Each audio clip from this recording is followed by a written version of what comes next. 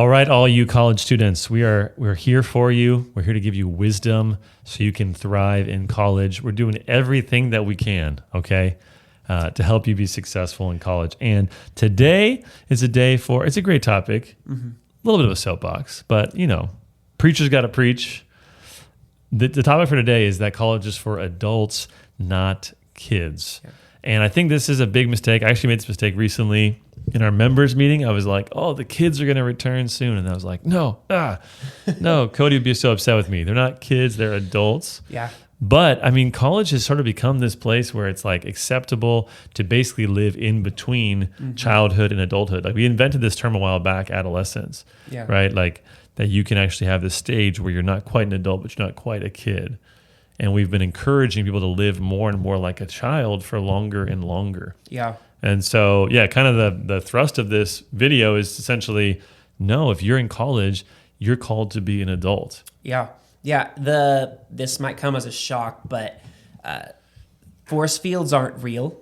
Whoa. Yeah, force fields aren't real, okay? Don't tell my kids. If you're in college, you don't have a magical force field around you protecting you from the consequences of your actions. That's true. You're an adult, and the decisions that you make have consequences, even if people aren't willing to tell you that is true. Yeah, that's good. That's good. So it's important to be thinking intentionally. And as we've said many times, these 4 years, for some of you 5 or 6, that you're in college are the most important, most formative years of your life. So how you live now, the disciplines that you're building, if you're seeking God or if you're seeking to live for yourself, these things will determine the entire course of your life very, very often. Yeah. And or they'll set patterns that are very hard to reverse. Right? Many people come to faith later in life, but they have to undo so many things that were done in their youth. Yeah. And so I want to guard you from those sins of your youth that can set a pattern for a long time to come. So let's talk about what it means to be an adult. What are we talking about here? We're not simply talking about reaching an age of maturity, right? Living so many years. There's many people that are much older than you even that are not yet adults. Yeah. So let's talk about some of these principles of what it means to be an adult. Yeah. I mean, the first step to becoming an adult is getting your own Costco card. That is huge. Like for sure. That's stage one. Yeah. All right. That is huge. No, the first thing here, I think, is that adults take responsibility. Okay? And this is an obvious mark of an adult because it's something that children so plainly don't do. The second that a kid realizes that there's some mistake has been made or they've been found out about something wrong that they've done, what is the first thing that they do? Deny, blame, excuse. Yep. Probably a combination of all of those. And it's anything that they can do to shed the responsibility. Yeah. That's what a child does. That's not what an adult does. Yep. An adult takes responsibility. That's awesome. So if you're an adult, if you're in college, you're now an adult. You need to live like an adult and you develop self-control. Yeah. Right. You need to determine, okay, what actions should I be taking and which actions should I not be taking? I think of Titus 2:11-12, where it says, "For the grace of God has appeared, bringing salvation for all people, training us to renounce ungodliness and worldly passions, and to live self-controlled, upright, and godly lives in the present age."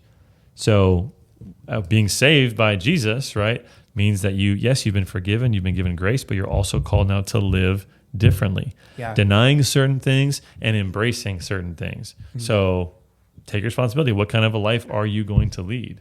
Who do you want to become? Yeah. Right. And every single day when you make these choices, you're casting a vote for your future self. Yes. And so take seriously the things that you're doing. Now with that, I think is paired the second principle, which is that adults know their actions have consequences. Yeah. So take responsibility first, but also know that the things you do have consequences. So as you said, no magical force field. No force fields.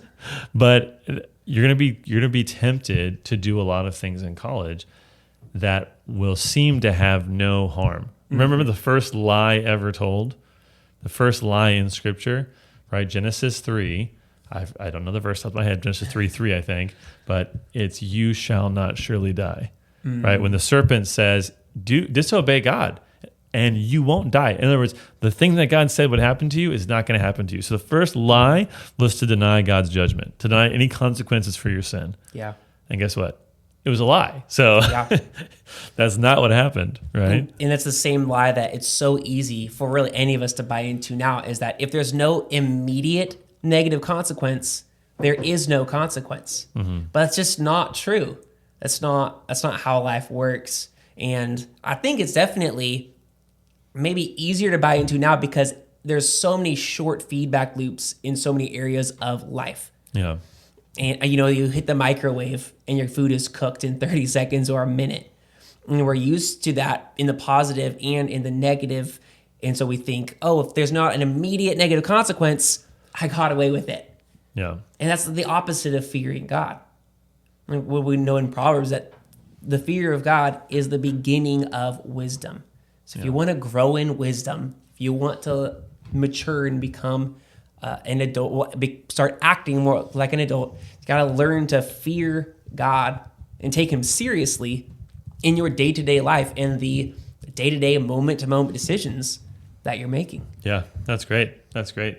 So know your actions have consequences. I also really like, yes, the fear of the Lord is the beginning of wisdom in Proverbs 1, but in Proverbs 4, the beginning of wisdom is this: get wisdom. Yeah. So get wise. I love it, just how simple that is. So right? good, yeah. 4:7. You want to be wise. Stop being stupid. Yes. So know your actions have consequences. The Bible's full of reminders of this. Yes. And again, there's going to be things that you're tempted with that will have the promise of no consequences, right? Partying, drugs, sex, whatever it might be. We're told so often in our world today that they don't have consequences. Or maybe even that there's bad consequences if you don't do them. That's true. That's a really bold-faced lie flying in the face of what God says. Yeah. Oh no, someone won't like you. Oh no. Yeah. The world will end for sure. Yeah. Yeah. As opposed to, not just the obvious, when you're partying, when you're drunk and you're out of your mind, you can make some life-altering decisions, right? Not to mention, having sex, having a kid, whatever it might be, or someone has an abortion and kills a child. Yeah. But just the kind of person you're becoming through these actions, just the slow erosion of character and the building up of habits that will be terribly difficult to reverse later on in life. These sins have consequences. And so whatever you can do now to flee from those is going to be so good. It's so wise. The Bible speaks to this, right? Get yourself, flee from danger, right? Be prudent and flee from danger. Yeah. Galatians 6:7, right, says, do not be deceived. God is not mocked. For whatever one sows, that will he also reap. So God's not going to be mocked and said that there's no judgment, there's no consequences. No, instead there's a principle here of cause and effect, that what you sow, meaning the actions that you do now, are seeds being sown that have future results. You're going to reap what you've sown is the principle. Yeah. Yeah, I oftentimes think about it like all it takes to be miles away from the destination I was hoping to get to a few years down the road is getting 1 degree off right now. If I get 1 degree off in my trajectory, and after a couple of years, I'm going to be a world away from where I was hoping to be, or where God would like me to be in my life as a consequence of these, somewhat small decisions. At least that's what we like to believe in the moment. Yeah, exactly. And the principle of compounding interest, kind of a different outlook on that. But if when we were 5 years old, we had taken the $20 we spent at Toys R Us and put it in Apple stock, right? The compounding interest would have been thousands of dollars today, or Bitcoin or something like that, right? So that compounding interest, the more time you have, the more of an impact those early investments are going to have. Yeah. The more fruit that you will see from it. So in other words, it's smart to invest as young as possible. And in terms of biblically speaking, it's important to invest your actions and your the course of your life as early as possible, because it's going to bear fruit for decades to come. It's a positive thing. Yeah, absolutely. Yeah. So your actions have consequences. You want to be an adult, know your actions have consequences. Yeah. And you got to mention Proverbs 6:27. Yeah. Proverbs 6:27. I love this verse. It says, "Can a man scoop fire into his lap without his clothes being burned?" Yeah. Can he? No, obviously not. It's a hilarious verse that just points out how common sense a lot of these things are if we're willing to think about them with a sober mind. Yeah. Yeah. You also brought to mind, just kind of the whole idea of like, I can do something and it won't affect me, that the natural consequence won't happen. Yeah. But often, like when we do that, we get mad at God. Oh, yeah. We go, oh, my life's a wreck. Like God must not be real. Proverbs 19:3, right, says, a man's folly brings his way to ruin, and his heart rages against the Lord. Yep. So you do something stupid, you reap the consequences for it because that's cause and effect, and then you go, there can't be a God. God doesn't love me. It's like, no, God loves you to show you in this temporary time the disastrous consequences of your sin. So embrace that, turn from the sin, right, and seek God, and he'll reward you, right? He will give you life if you seek after him. Yeah. But sin is deceptive. I mean, it's scary easy to do that, which is why, a practical way to try to apply this to your life is get some people in your life who love you enough to call you out, and then listen to them when they do. Yeah, that's great. Because sin is inherently deceptive, and it's tricky. Yeah.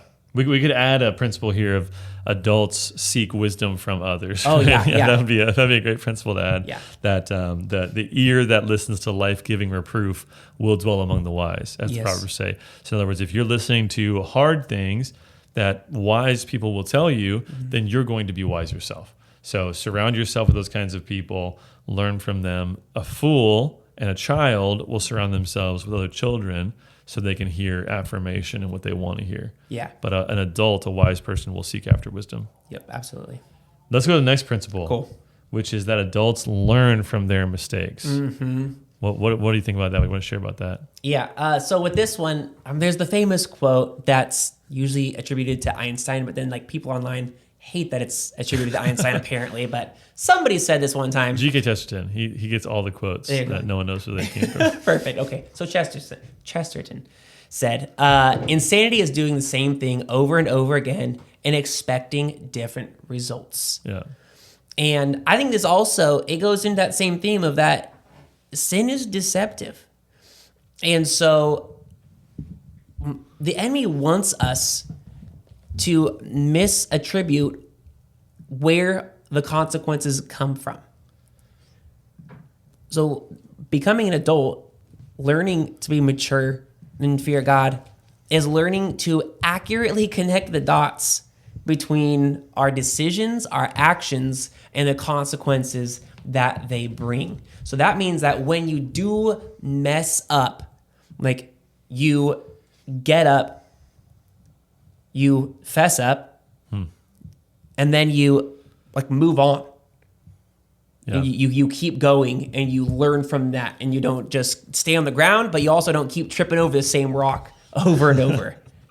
That's great. And so, yeah, so many times we just kind of have this mindset of like, well, it just hasn't been tried enough, right? Or like, yeah, I need to. It reminds me of a quote I heard from Denny Burke, who's a pastor out in Louisville. He said, this is a tweet of his. He said, 7 things every kid needs to hear. I love you. I'm proud of you. I'm sorry. I forgive you. I'm listening. Communism has failed every time it was tried. And you've got what it takes.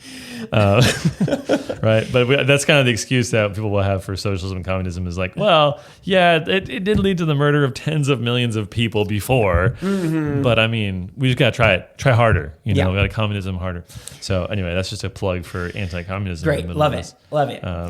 And well, hey, that leads great into Proverbs 26:11. Right? Oh, that's a great one. Like a dog that returns to his vomit is a fool who repeats his folly. That's great. Yeah. Don't return to the vomit. Right. Communism doesn't work. No, it's not.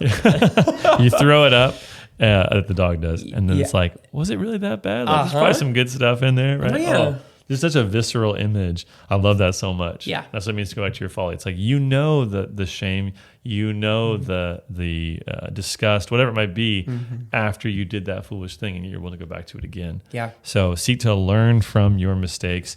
And if you failed 1,000 times, maybe the 1,001st is the time to learn from it, right? To stop doing it. So it's never too late to learn until you're dead. Let's go to the next principle of being an adult, because again, college is for adults, not kids, which is that adults live to bless, not to take. Yeah. right? Jesus himself said, Acts chapter 20, right? It is more blessed to give than to receive. And when Paul quoted that, he was saying, we lived this way, right? Mm-hmm. Because Paul was an adult. He was a man. Mm-hmm. He's saying, I lived in a way to not take from you, but to give as much as I could, because I believe what Jesus said. It's more blessed to give than to receive. Yeah. So you want to know Christmas time, right? You want to know if you're a child or an adult. What's your posture at Christmas? Mm-hmm. Is it, people just give me stuff and I just sit here and eat food and take presents? Now I'm kind of thinking, I kind of maybe do that a little too much at Christmas. This is kind of hitting close to home. But right, when you're a kid, it's like you wake up and you go, what can I take from myself? What can I get? Give me, mm-hmm. or Halloween or whatever. Mm-hmm. When you're an adult and you have this posture of, oh, I actually get it now. I used to think as a kid that adults were kind of suckers, that they just gave stuff to us and we didn't give them anything of value. But now I see, it's a blessing that to see your kids happy, mm-hmm. to be able to give to other people, right? Mm-hmm. So what's your posture in terms of your day-to-day life? Do you serve in the church? Gosh, when I was early in college, I came in and it's just of course there's going to be a building here and a pastor and air conditioning and all these things, not thinking at all about, people sacrificed a lot mm-hmm. in order to give this to me. Mm-hmm. And so over the years in college, as I got a little bit older, I started to say, okay, I'm discontent with sitting here and receiving only. I want to also give. I want to start a ministry. I want to engage people. I want to serve the youth, right? Mm-hmm. Because then all of a sudden you can stand up straight and say, I'm actually acting like a man instead of acting like a child. Yeah. So what any other thoughts on that? What are ways that you can bless and not just take when you're in college? Well, another verse that came to my mind is where Paul says, I will most gladly spend and be spent for your souls. Yeah. It wasn't this begrudging thing for him. If you know anything about the life of the Apostle Paul, is he did not live an easy life by any stretch of the imagination. But he gave of his life gladly because he knew, he's saying it was better to give than to receive. Yeah. He was mature. He was an adult.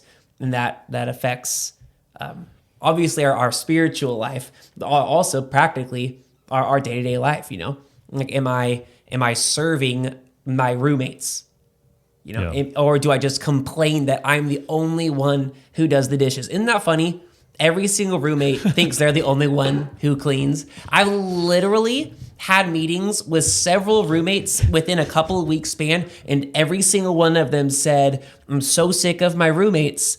I'm the only one who ever cleans. And they give me details about times that they've cleaned, and then it's so messy, and then they know no one else is cleaning, and then the other person is the same thing. I think most people just don't realize how messy they are and how frequently you actually have to clean. That's just reality. You got to clean a lot for your place not to be a sty.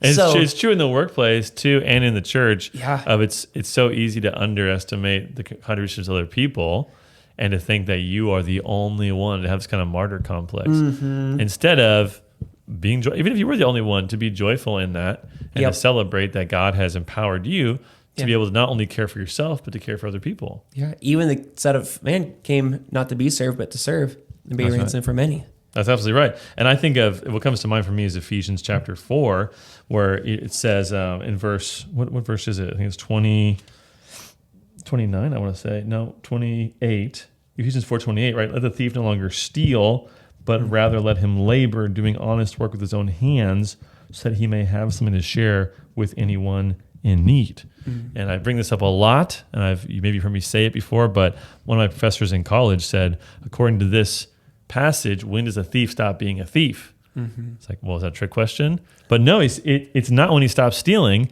but when he starts working so he can start giving. Yeah. So, in other words, you're called by God to give to others. So a thief doesn't stop being a thief just by stopping the crime. Mm-hmm. He needs to change the mindset and then say, I'm actually supposed to be a giver to others. Yeah. And so be that kind of a person that says, I want to bless. I want to move from a child's closed fist to an adult's open hand to be a conduit of God's blessing to other people. Yeah. It's a mark of maturity. Mm-hmm. And just so many people who should be adults live in a way that's simply to please their own desires and to simply take from the world. So, which only leads them to ever and I can see this because I've lived this out. It's always a temptation for me is to live that way. And in my experience, what happens is it only ever drives me to be more inward focused because it's never enough. Yeah. It's never enough. I can never have enough fun or get enough for myself when I'm inwardly focused. Yep, absolutely. That's good. All right, one last principle for being an adult and not a kid in college is that adults are intentional about their future. Yeah. So adults have a mindset, and that's kind of been addressed in a few of these points, but adults have a mindset to think, okay, I'm building towards something. I'm becoming a certain kind of person. Someday I'm going to have a wife or a husband. I'm going to have kids. So how can I become that kind of a person now through my actions? So be looking ahead, thinking about who has God called me to be and what's ahead. I often, when I talk to college students about their education, I remind them that the things you're learning right now are things that you don't know how you're going to use it, but someday someone might depend on you for that knowledge. Someday your kid might depend on you to keep your job, and it will depend upon whether in that freshman intro class you really learned and listened, right? Or in my case, in your case, right, doing ministry, it's like someone might come to me and say, I'm thinking of leaving Christianity. I need an answer to this question. And I really hope I listened in my sophomore apologetics class, right? And got all the information that I needed for the task ahead. Yeah. So you're always preparing, so always be looking to the future, right? And considering what God's going to call you to. Yeah. The motto of my my alma mater, right? Does that apply to college?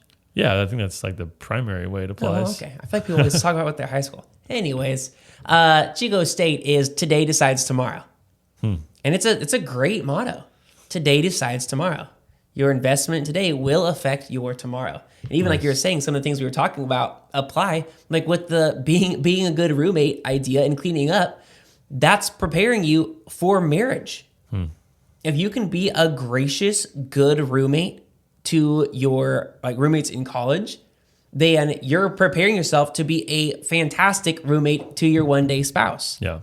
It's probably the best practice you can get. Yeah, absolutely. That's great.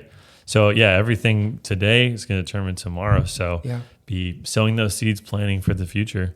All right. Well, be an adult, not a kid, college students. Okay. And I promise I will not call you children ever again. Thanks so much for watching this video. We're uploading great biblical content every single week. So make sure you subscribe, like this video, and leave a comment down below. We'd love to discuss with you. If you want to support us financially, there's a link in the description of this video. Thanks so much.